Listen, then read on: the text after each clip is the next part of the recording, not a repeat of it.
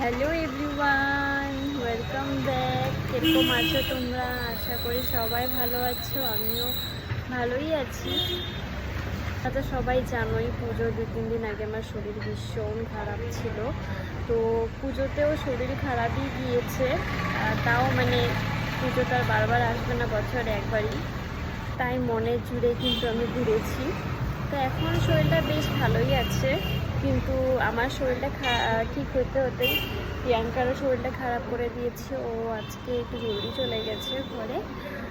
আর দেখো আমার পিম্পলস দুর্গাপূজার পর থেকে এগুলো হবেই। দুর্গাপূজাতে এত ঘোরাঘুরি হয়, পরে একটু মানে প্রবলেম হয় স্কিনে, শরীরে।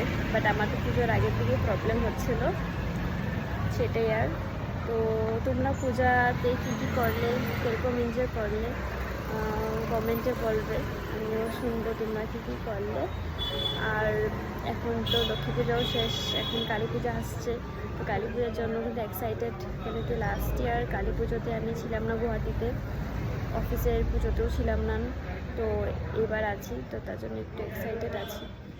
তো দেখি কালী পুজোতে শরীর ভালো থাকলেই হলো, তো সেটাই। আর তো আজকে অনেকদিন পর তোমাদের সাথে এরকমভাবে ভিডিও করলাম, তো ভালো লাগলে লাইক করে দিও। আর তোমরা কিন্তু আমাকে সাপোর্ট করো, অনেকেই আমার ভিডিও দেখো কিন্তু সাবস্ক্রাইব করতে হয়তো ভুলে যাও, বা সাবস্ক্রাইব করে দেবে, তাহলে ডেইলি আমার ভিডিও তোমাদের কাছে চলে যাবে। ডেইলি তো পোস্ট করা হয় না, বাট ট্রাই করব পোস্ট করার, কেন কি এখন নতুন নতুন অনেক ভিডিও আসবে, যেহেতু আমার সামনেই বিয়ে, তো অনেক ভিডিও আসবে ইন্টারেস্টিং। তো চলো এখন রাখছি, বাই বাই।